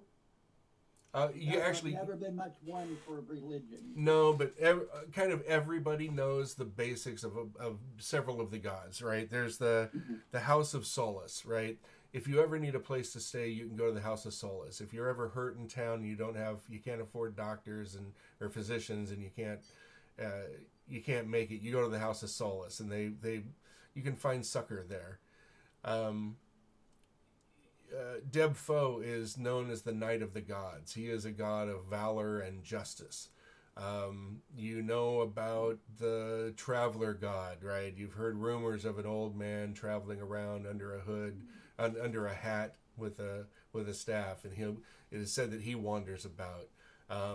You've heard in the taverns about Roncoeur, I think I'm pronouncing that right, who is kind of a god of partying and gambling, that kind of thing. You know, there are a lot of gods in Tulane, and they take an important part in most people's lives. So you would have heard of some of these. Now, whether or not you recognize their holy symbols and all that, that's something different.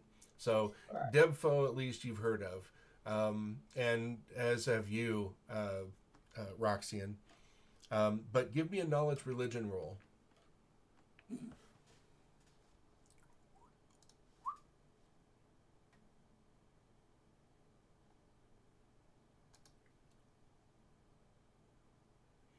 Okay.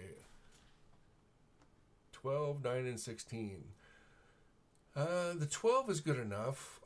You recognize the other one, the other symbol, as the symbol for the Shimmering One. She is a goddess of beauty and art, and she is known as the wife of Deb Foe. But Talon looks at it and says, I've never seen such a thing before. Not an amulet gifted to us by the gods, mind you, I've never seen that before. But a holy symbol such as this. With two, not just one. Exactly. It's unheard of. It's... So is that... So the angel or whatever that first thing was is able to give us one with two. Callan was following two, I guess. Interesting. With, and then that thing inside that wagon we burnt. Take 25 experience points. You're the first person to draw that conclusion out of all the campaigns. Perhaps our sticky-fingered friend here is not the best to carry an object from the gods. Perhaps that may be true. And if Dead Foe is the type of god he is, that definitely wouldn't be my. If I did follow one, it wouldn't be mine. Well, what say you, my Perhaps friend? you should let me take that, Ilganon. Here you go. Well said. And as you say that, you feel a stirring in you, a stirring of magic within you. It's very subtle. It's kind of like when you get fluttering in your stomach, right? When something odd has happened around you and you get that nervous feeling in there. It's kind of like that. But you feel kind of a kinship to this tingle, this fluttering. And it's the same kind of fluttering you got just moments before or minutes before when you healed Talon. Okay. Roxanne will take the amulet and he'll put it around his neck. Okay. It is heavy. It is definitely a bit of a burden to bear. It's a heavy gold chain, and I mean probably about that thick, right? I mean there's weight, there's heft to this thing. It doesn't look like it could be broken easy. That chain's certainly not going to come out of that loop that it's run through. There's no clasp on the end of the chain or anything, and when you put it on, as being a wood elf, it probably hangs down halfway to your navel.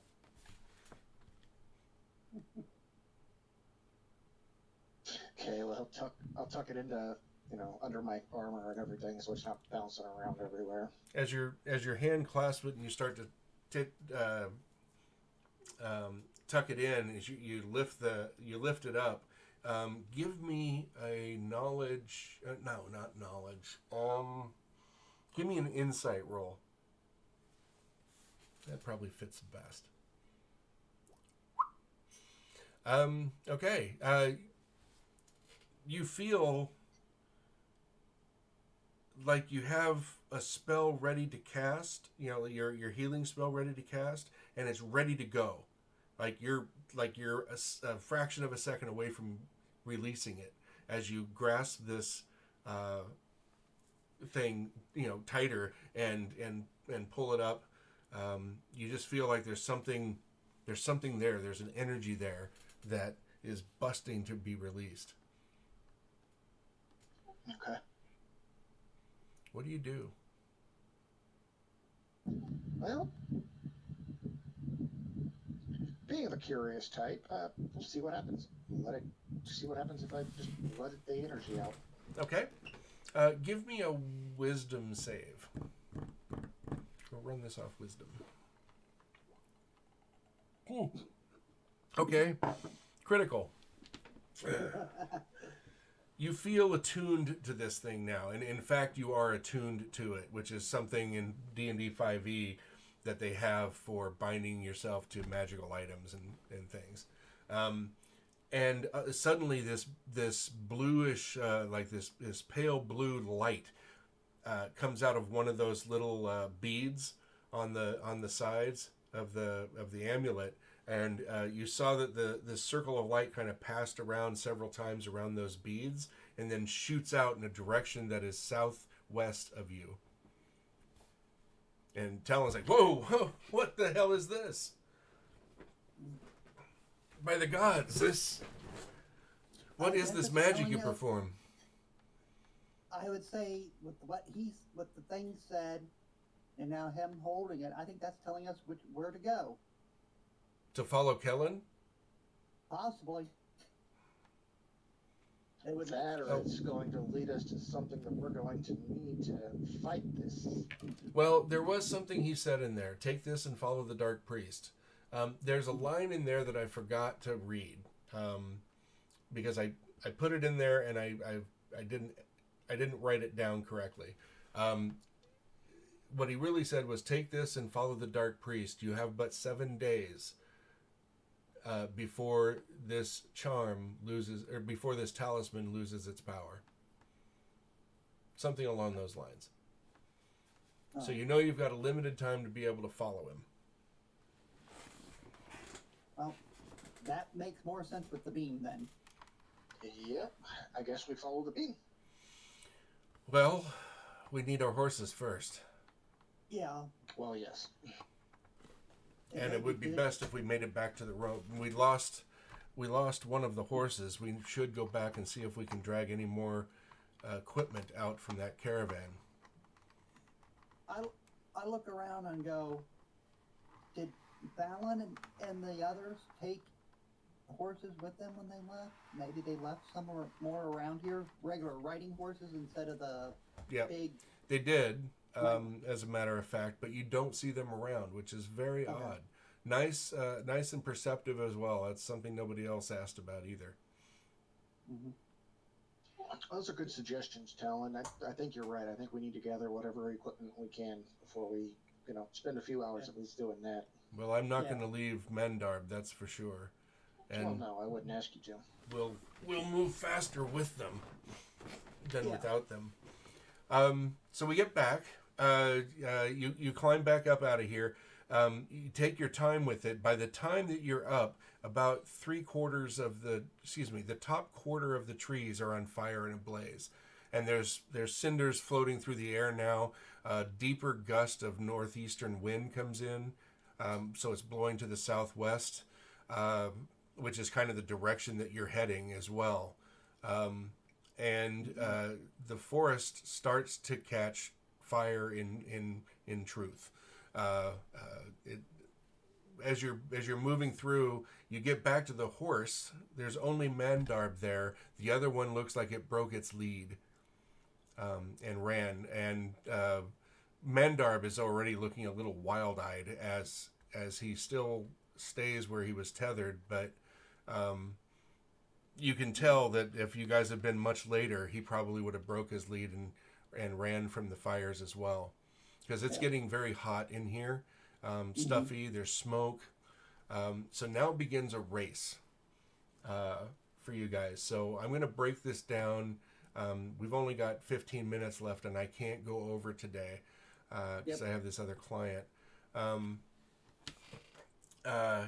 You've got 3 miles to go before you get to that river. If you manage to find your way back the same way you came, which is going to be difficult because it looks different now that it's all lit up and whatnot. Plus, there have been animals moving through here to get away from the fire.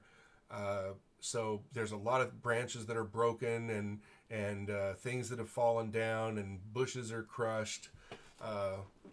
So it doesn't look the same. Roxanne should be able to follow their tracks, though. Should be able to. But the tracks... right. So give me a tracking roll. We were headed southwest. The beam is headed southwest, correct? Yes. Well, so we don't want to go back where we were. We want to keep going out of the pass. No, actually, you went northeast. Oh, okay. To get up to where the crater was. So if we go back to the big map, and I wish I had a smaller map of this area. I just don't, unfortunately. Yeah. Oops, I want this better. If you zoom in to about 180 to 200%, you'll be able to read the stuff a little better. This marker is going to show up huge. Just look for the pinpoint middle of it. You guys were here, approximately, and then you moved up this direction. Okay. And now you want to move back to the place where you came from, and the beam is right along the line of where you want to go at the moment. Okay. That may change, but... Yeah. So we want to head more towards Beaven or something, I guess? Yeah, not necessarily Bevan. You want to go more towards Ranvin, I think. More Okay. southwest, west by southwest. So as you go traveling back, we're going to break this down to a series of rolls. Okay. Rather than being hyper descriptive of it, I'd normally like to run this one where I'm describing it and you guys are starting to get more tense as things goes on, but lack of time, and I really want to start at another spot. So, Okay. falling branches. Give me 2 dexterity saves, each of you. You want better than 12. Okay, there's 1 and 2. Roxanne is nothing but consistent, and Elgin is awesome. Yep, no problem. And It's like I am a rogue, so hey, right. I'm very good at that one. And Talon, on the other hand, takes 1 point of damage. Okay. Now that's for dodging falling widowmakers, not tripping over things that are on the ground, that kind of stuff. You're getting your clothes, your clothes, my precious. Your clothes are getting singed from cinders flying through the air and landing on you. You're starting to get covered in soot. Now it's the smoke-filled air that you have to get past. So give me 2 Constitution checks, or 2 Constitution saves. Excuse me.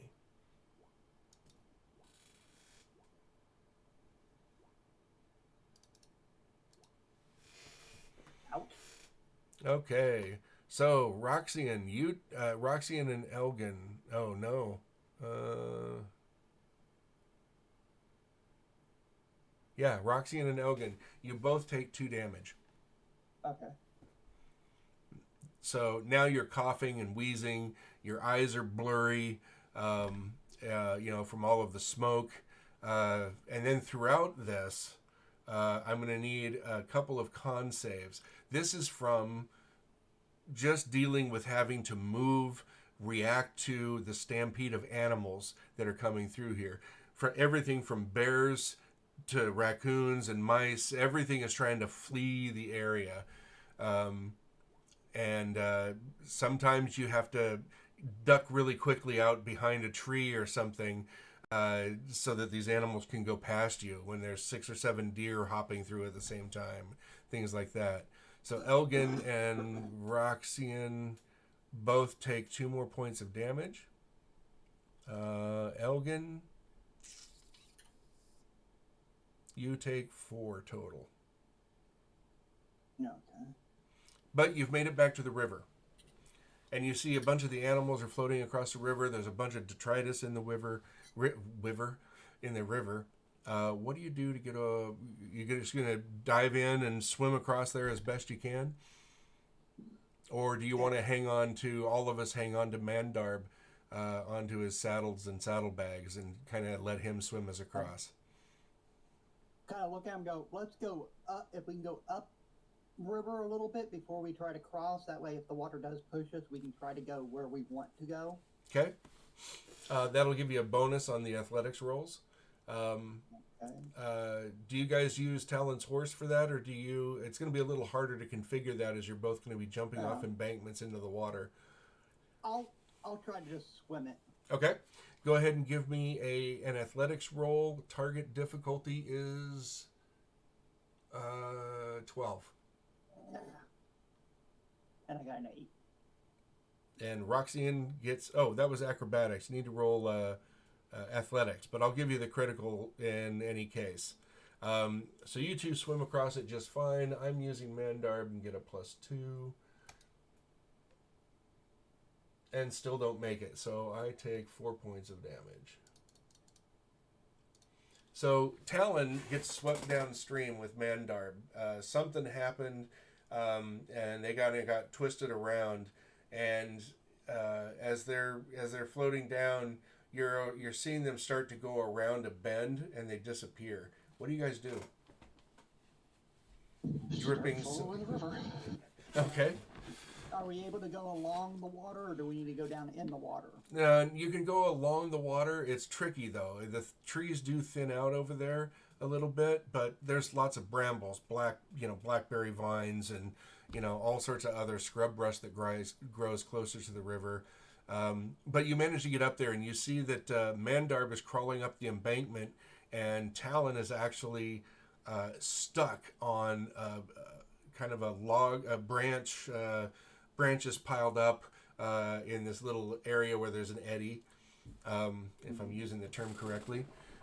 So he's kind of stuck there, but Mandarb managed to get himself out. That's how you knew where Talon was. Mm-hmm. Okay. So now the three of you are up there, but Talon's in the water, struggling against the current and these branches he's stuck in. Yep.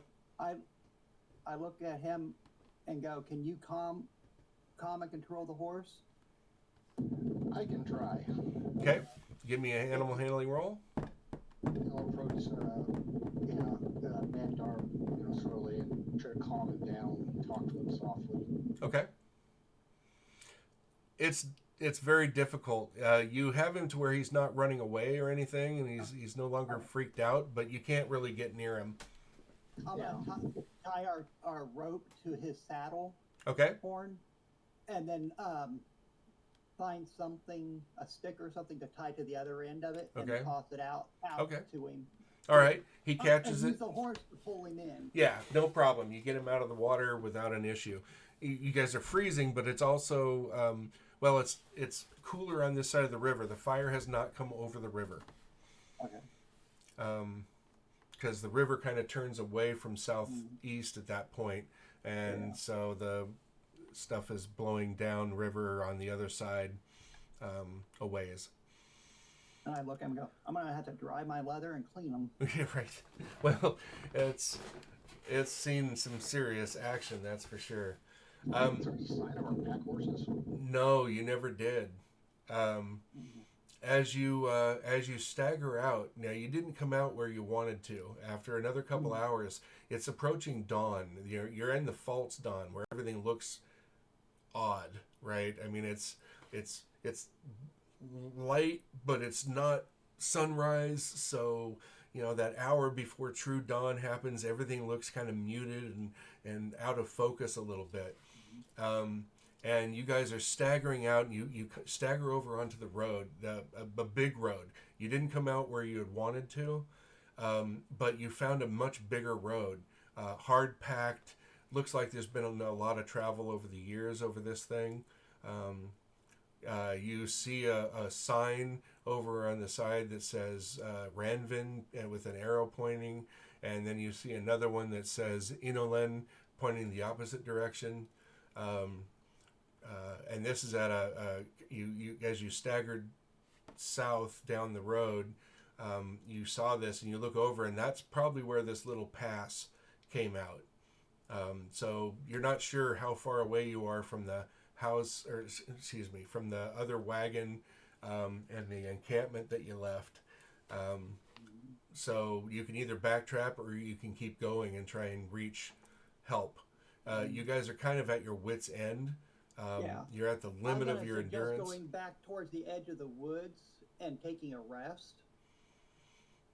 Let's gain a little bit of Talon recommends let's gain a little bit of distance away from this road in case any of those guards come back. Mm-hmm. There are a few still alive. None at the camp, but more guards went with Kellen than we saw. There were 10 guards that went off, and we only saw 5. Where are those other 5? Right? That's what I'm worried about. Okay.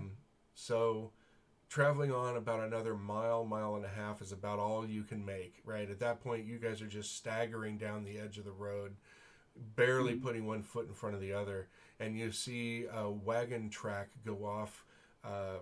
So if you're traveling this way, you're traveling this way, and the wagon track comes back this way. It turns around and goes down a hill.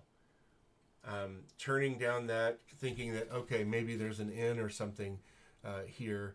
You travel down, and as dawn approaches, you see a small thorp. It's not quite a village. There's like 8 houses and a couple of long halls there.